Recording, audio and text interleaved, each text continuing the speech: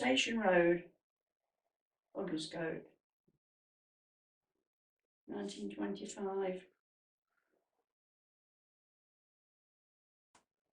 Lived in Ellistown all my life. Till I was older, till I was married.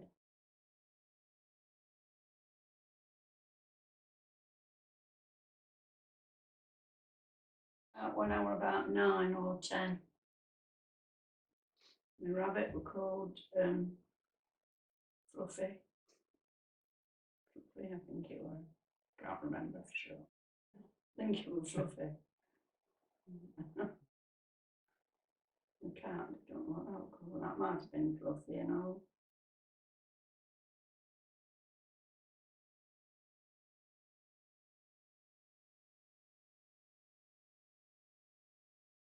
I think the cat died then because it could hear it, the baby crying, and he just fretted, you know.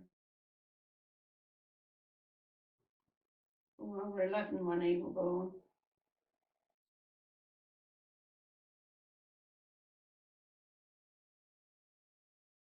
They lived in Ellistown, but just down the road from us. Not far away, 5 minutes away.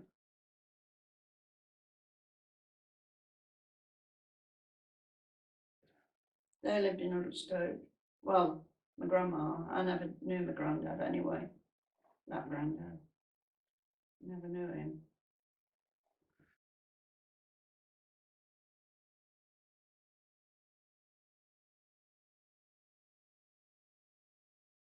There were a boy there who used to, when we had to hold hands to do ring of roses or whatever it was, he used to dig his nails in your palm of my hand.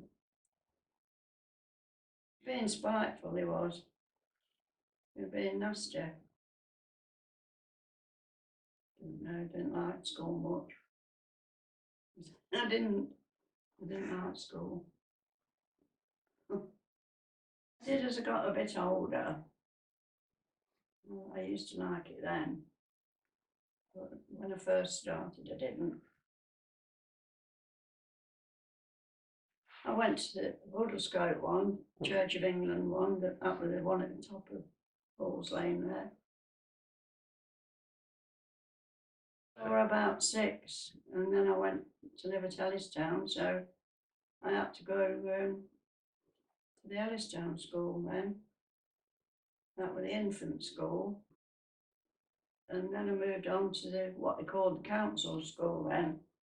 It was called the council school, but that was up till I was 11. And then I moved then to Hudderscote then. Hudderscote.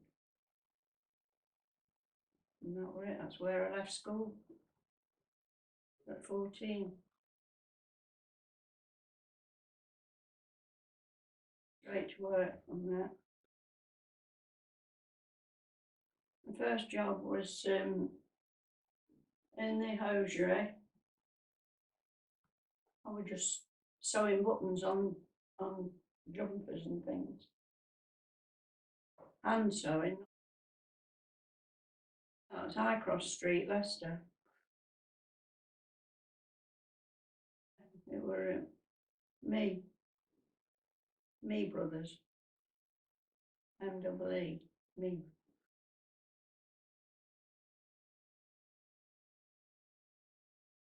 Oh, that was the first job I did. Then I went on a machine. I never got to do the overlocking, but I just went on what they call a lock stitch machine. And that was it. And then, what happened then? And then I left there then. Well, I started when I was 14. I'd be about 15 when I left there, because it had to close down. There were only about 14 of us worked there. So there weren't enough, we couldn't turn enough work out, because in that time the war had started. Oh, I went to Bibstop then, in the, no, I can't remember what that was called now. Crutzen and Kemp's. Well, when I went, we were putting buckles on bomb straps because the war had started. Like a webbing with a buckle on, and it had to have a piece on it that way you could grab hold of, and it opened and let the bomb it was out. That's how they used to carry them on the planes. Well, the next place after that, I went to work at Desford, and that's when I was working repairing damaged aeroplanes.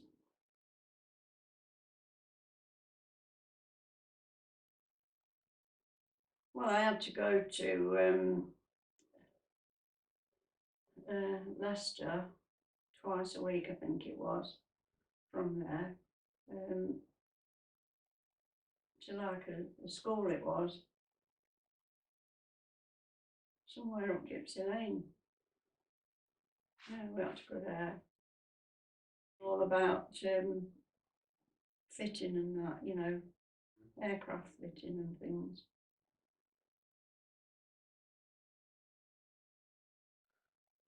Well, for a start, I used to clean the aircraft out and crawl down into the tail end and clean it all. With some stuff called thinners, and it about choked you, just.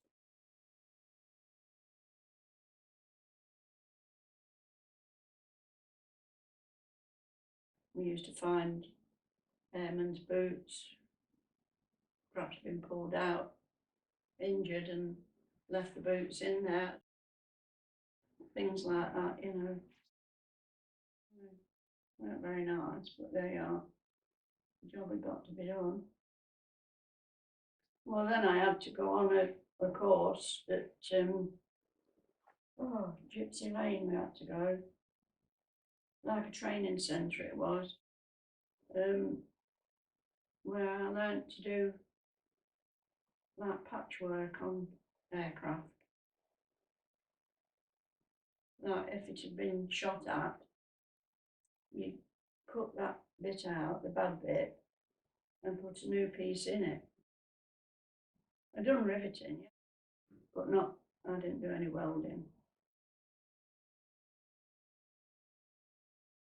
Well, you had to have somebody on the other side holding a firm piece of metal or whatever. And I used to knock the rivet in and then keep hitting it till it had gone right in, sort of squashed it up because it was like a softish metal.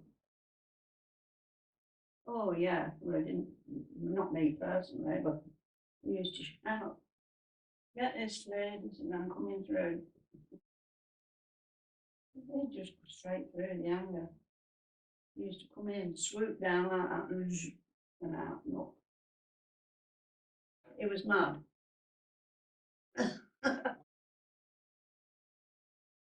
We were somewhere outside watching. He used to talk to us all like, but not anybody just on their own.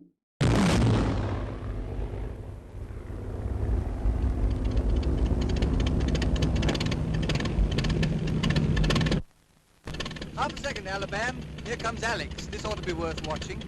Who is Alex? The factory test pilot. He knows how. Oh, he's a Spitfire test pilot, huh?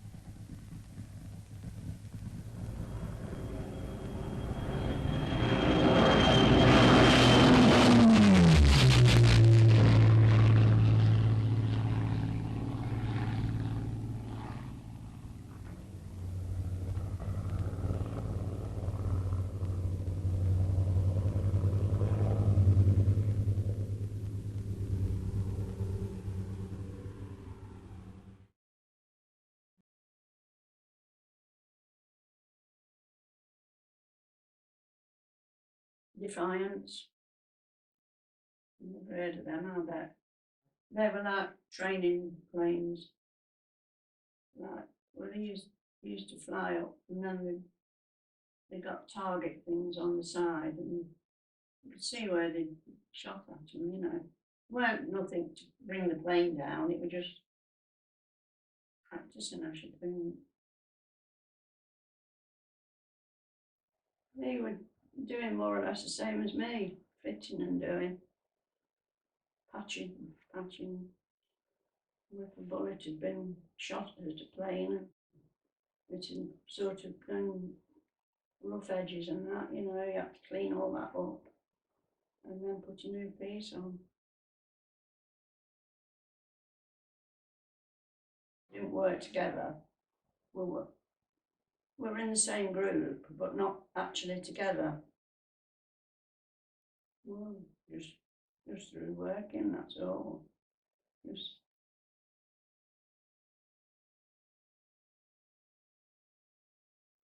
and then he left then to go into the, I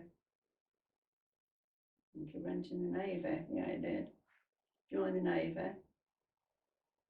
And then I used to write to him, and that's how it started. Oh, he went to Japan when, just after the atom bomb had dropped there. Yeah, he saw all that where he had pictures of it, where I don't know what it was like. It was like the imprint of a person in a tree. Like what the bomb had done, the atom bomb. Had obviously killed this person, perhaps standing under the tree or something like that. And it was like left an imprint in the tree. We had it was a woman, the mother and two children. We had, that were my mum's, you know. Yeah, two children, one were Pauline and the other were Jean. That's who my two are named after. What were they like? Lovely. They were a bit younger than me, they were, yeah. Yeah, 2 or 3 years younger. Their dad were a fireman. And he used to come over to my mum's about, not once a week, perhaps once every 2 weeks, something like that, and stay over the weekend. You know.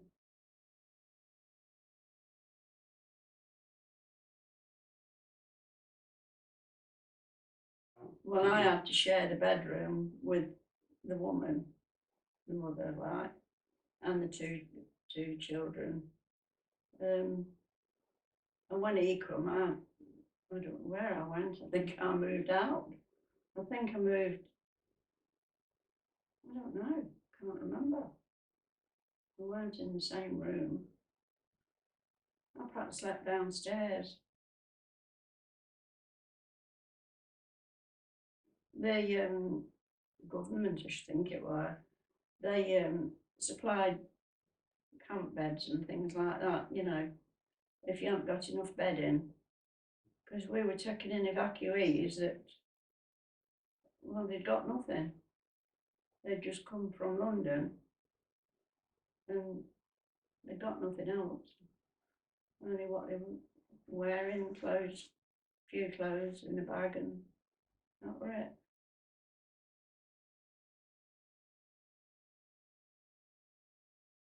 So they'd have to give their ration book up.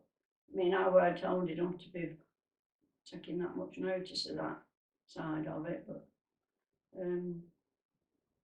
yeah, they had to have their ration book. So my mum used to get all the food in, you know, but she had to use their ration books because she couldn't have got enough on her own. So, oh, all sorts of things. We were lucky really because my granddad, he kept pigs. So every year he'd have a pig, you know, killed and that. And we used to share it, you know, like a big side of bacon or something like that, you know. Never went without, we didn't. Potatoes, beetroot, carrots, cabbage, all the things that you need, you know, when you're doing meals and that. Peas. Well, my mum didn't work during the war. She worked before it and after it.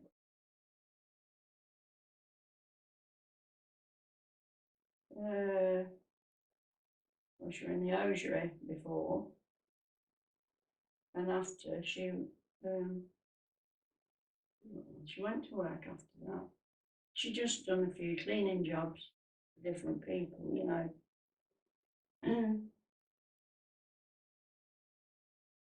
They were always in the Alice Down pit,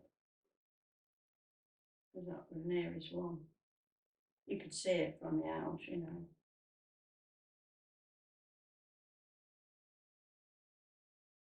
Thing that they did, you know. They got a job there and that were it. Well, as he enjoyed it, but it brought money in, so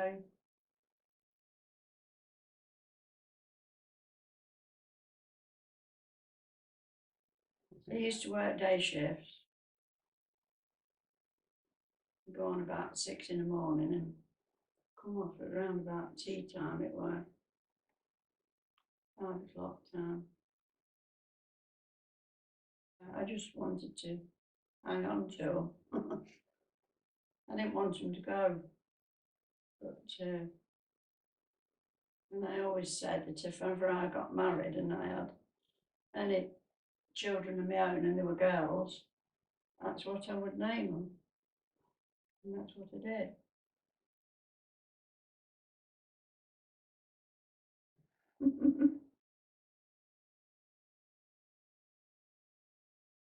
They were awful for me. They were glad to be going because they were going back to London and they were going home. That was their home.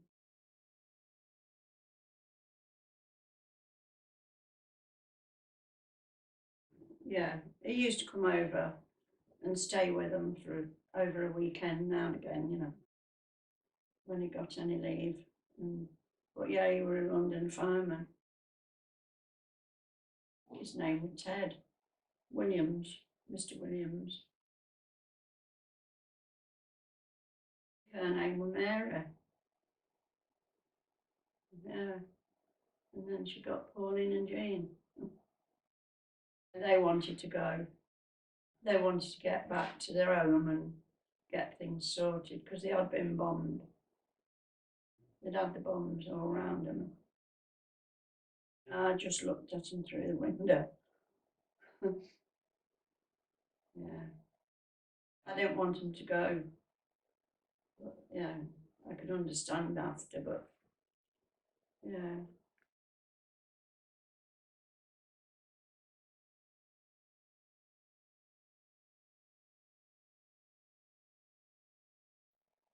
Not very much really. I think life was too busy back in London. You know, they wouldn't be thinking about it, I shouldn't think. No, he didn't come home straight away. He was out, they were out, they were in Australia, then they moved on to Japan, and that's when the atom bomb dropped, just before they got there. And they were out there about a couple of years. Yeah, well, we got engaged before he went anyway.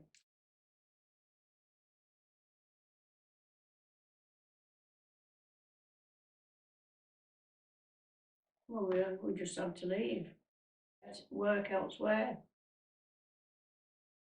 Well, I just went to the Labour Exchange at Colville, and 'cause that's where I lived, like Ellistown. And they offered me a job at a nursing home, so I took that. Oh, what shall I say? Cleaning.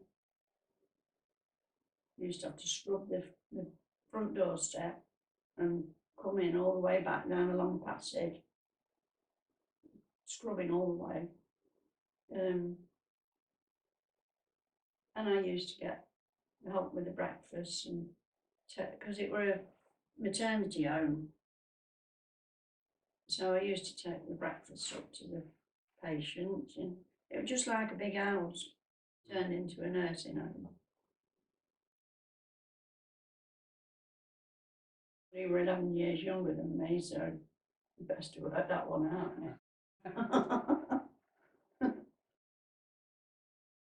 He was still at school, yeah. But I can't remember what he did when he first left school. Can't remember what he did. I know he went to work at the Elstown pit, colliery. He used to have a day trip to the coast, Skegness.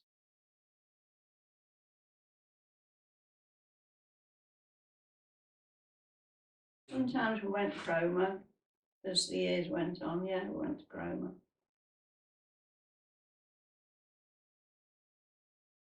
They were all right, yeah. Day trips were all right. They were all happy times, I know that. I can remember them being, we were always laughing about something.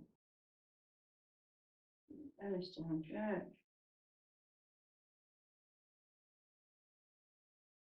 Didn't have big weddings, only the posh people did.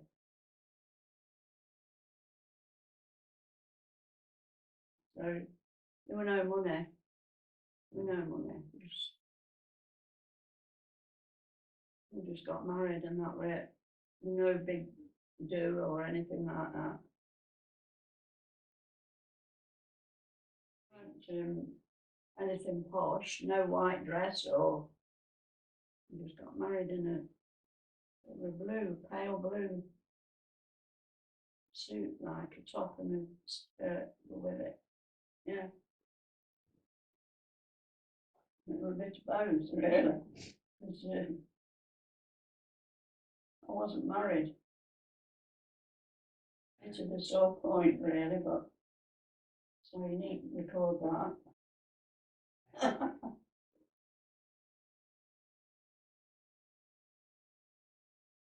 Oh, before she was born, yeah. Well, my dad weren't very pleased, but they just said we just got to get on with it. No, I haven't thought of the name. No, no. Because he would have had the same name as he's got. I like Graham, and I always said a name if I had a boy, it'd be named after his dad. What to do? Well, there's only about 13 months between them two. So, short.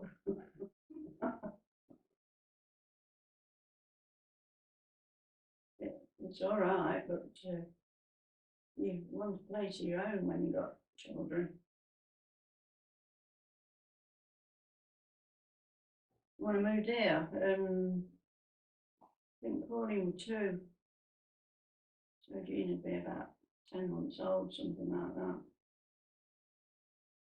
1950. Well, it was like that. I'd always lived at Colville, so I missed it. But yeah, we're happy. We're always happy here. Nice to have your own place.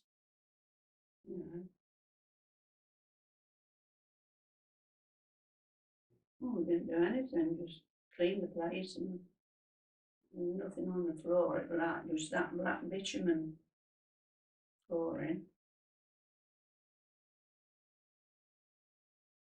He worked on the railway, the signalman. Well, all over. They were at London Road station. They went to Sileston, Sileby. Sileby, that's it. Went to Sileby. In the signal box there. They were in the signal box at Ayleston Road.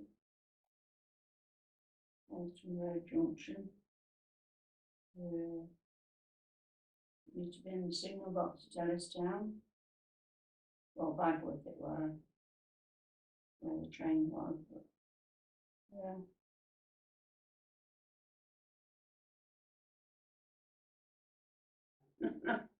Well, I wouldn't call it happy, but I wasn't sad. I was more worried than sad. You had to do all your own cooking. You didn't buy things like you do now. You wouldn't buy cake or pudding or what have you. I always had good meals.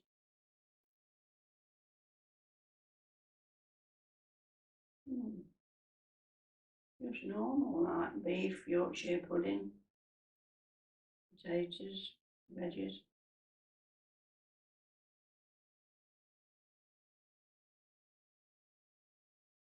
Rissoles. I used to make the rissoles with it left over from Sunday's joint. I always had a joint to eat for Sunday, and there were always some left over. So I used to mince it, put onion with it, mince onion, and what else went in it? That was it, I think. And just made it into rissoles. Just patted it in the onion,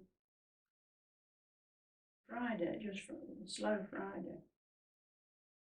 She did, yeah, but she never messed with things like I did. But my mum was a good cook, but she used to do the same thing mostly, a lot, but it was always nice.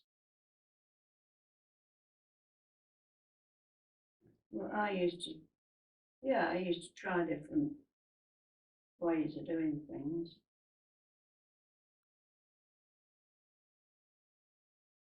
Yeah, I did, yeah. I was worried, yeah.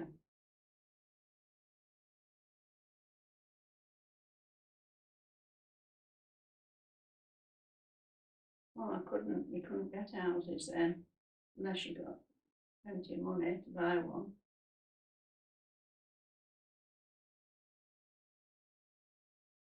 Yeah, they used to come quite a lot.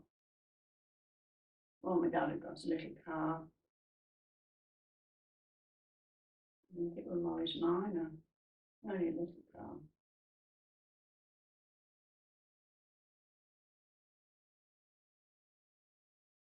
Yeah. Well, yeah, we had to save for it.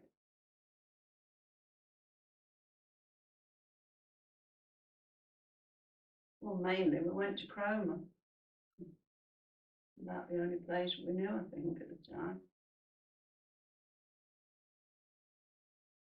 Well, we had a little car. Well, we used to go on the train quite a bit because your granddad worked on the railway, so we travelled free. We went there for a few years, on and off, but then we moved on then from there to Yarmouth more, going that way, Yeah. Yeah. Yeah, that didn't bother me, not the machines. Your mum and Jean, they loved it, but boring, but they loved that sort of thing. But I wasn't really bothered about it. I just like being there. My second home, that way. Well, we bought our own caravan there then, and so we'd got It goes like a seaside home.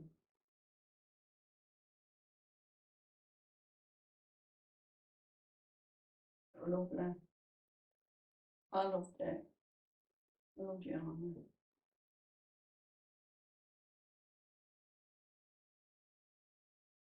He was still there, yeah. Well, yeah, they were still there, but they were married, but they lived there. And Dad died. But then they got a house later on, and she on her own then.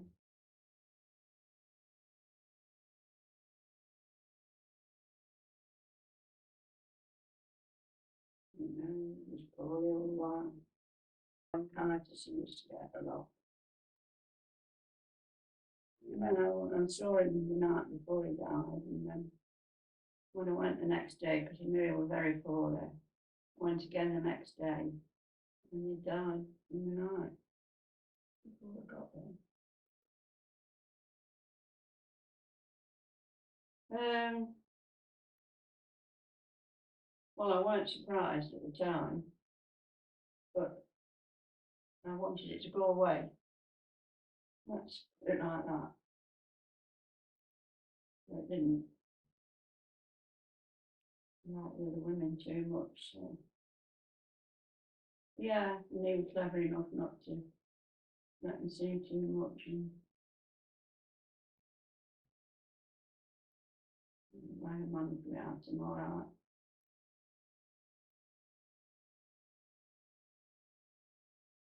I want anybody else. I was happy with him, but not right. He just decided another woman was better, so I thought, I'll just get on with it then.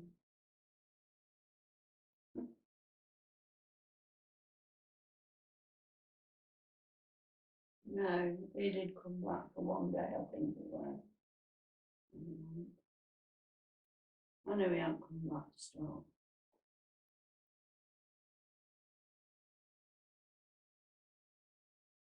And I did, and yet I didn't. I was at the point where I couldn't care less that time. I thought, oh, it's another woman, tear off, you know. Well, getting that way, yeah. I wouldn't say we're unhappy, but, you know, bit of doubt there. Which I can assure you isn't very nice.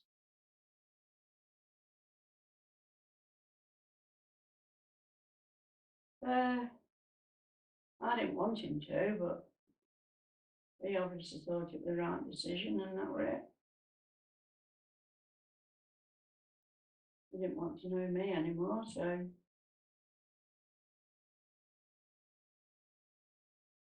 was it. I thought, get on with it, girl.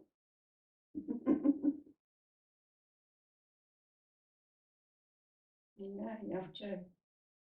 You have to, because you've got nobody. I got my family, obviously, but nobody else. Me and my mum was still alive, so she used to come over quite a lot. And in the end, she come and lived here. Oh, silly me, yeah, I would have had him, yeah. All right, you were all right, really. Used to have some laughs and that, you know. It didn't run smooth all the while, but I mean, everybody's got their own opinion about things, haven't they, you know. Yeah, she had a lovely wedding. The only bit I didn't like was the fact that she was going back down to Wiltshire to live on the army base. That's where he was. And she got married quarters there. It was, yeah, painful, yeah, but it was, I knew she was all right. Yeah, I can, yeah. We're in church at Coleman Road. because Jeff's dad were a vicar, and he were the vicar there. No, he weren't the vicar there, but him and the vicar there were friendly. They were, I don't know which church he were, to be honest. I don't know whether your mum's ever told you, or whether she can even remember that it were me that caused your mum to write to your dad, write a letter. What happened? I picked the mercury up, and I don't know, headlines or what. It weren't headlines, I don't think, just piece of news. And he had wrote to the Leicester Mercury to say that it would be nice if people would write to his men, because they were, I don't know where they were or whether they'd been somewhere, I don't know. I can't remember that bit, but I said to your mum, I said, dear, I said, now then, have a look at this. I said, because if you want to write to somebody, a boyfriend, there's an address here to write to. Mum will perhaps remember it now. And so she had it. She had the address, and that's when she started writing to your dad. It was me that caused it. The wedding were all right. I thought she looked a bit odd myself a bit, but she it seemed all right. Seemed happy enough.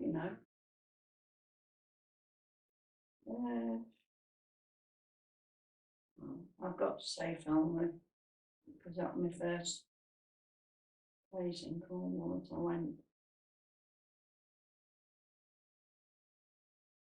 Well, I saw the advert in the paper, holiday advert, at Lear's, yeah, Marble Road, 80 Marble Road.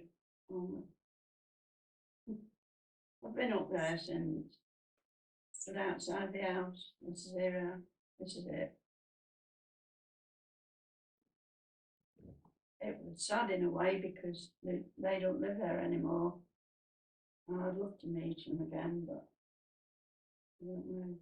When I get down Pauline's, I'm going to, if she's got a telephone directory, I'm going to have a look through it to see if I can find them. I might try and ring them, see how they are. I mean, she weren't very well. The last time I went, it was grandma, great grandma that went with me.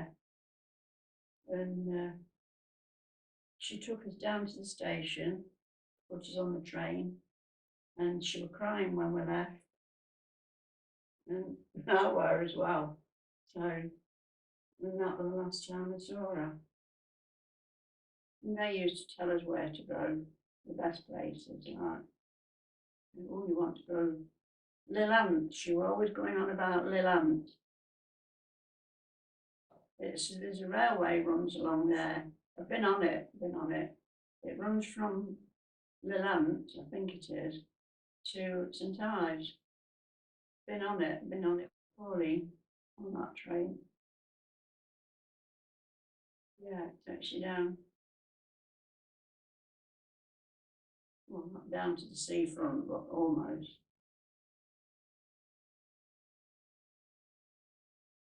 Yeah. Well, I've always enjoyed Cornwall since I went. Since I started going to Laird. And then I went there. Oh, I went there a lot. I went with Grandad, he was the first one. And when he went, I didn't go down for a bit. A couple of years, I think it were, I missed. And she wrote and she said, did we want to come again? And I wrote back and told her, or I rang her, outright, I rang her and told her he'd gone.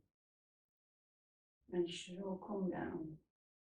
She said, I want to see you. So I said, okay then, book me in then. She did. And my grandma went with me. great grandma. And yeah, we had a lovely holiday. And from then, we kept going. And so my grandma couldn't go anymore. No. Well, for a start, I won't fly. I don't want to fly. And it would ruin my holiday. So I know, because I'm not nervous, I wouldn't do it. I know I'm perhaps silly, but there you are. I'm happy. I'm happy if I can just go down there, Cornwall. You know, that's being happy to me. I don't want a lot of fancy things or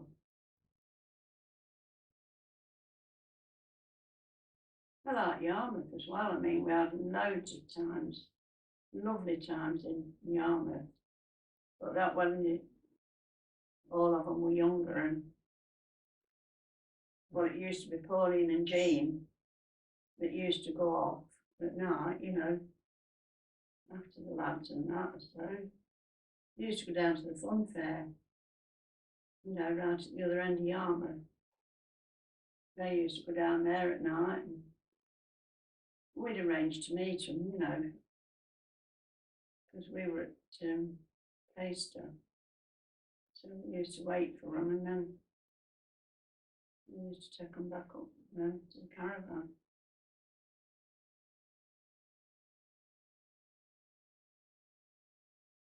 Oh, they were all right. They were all right. They used to tell us good smacks sometimes. Because, you know, trying to wobbly, I think, you know. They're going to do this and they're going to do that and I can't. You know, that sort of thing. Like brothers and sisters do, you know. Well, his sisters were older than him, so they'll let them do things that I wouldn't let him, and he didn't like it. So, well, we started off at Donefield and then moved on to, well, I went to Winstanley, and then from Winstanley they went to,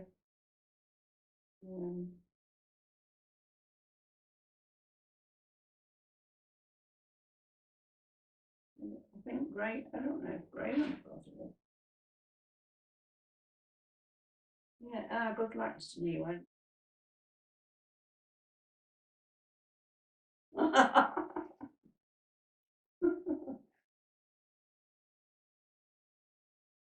No, I got rid of it.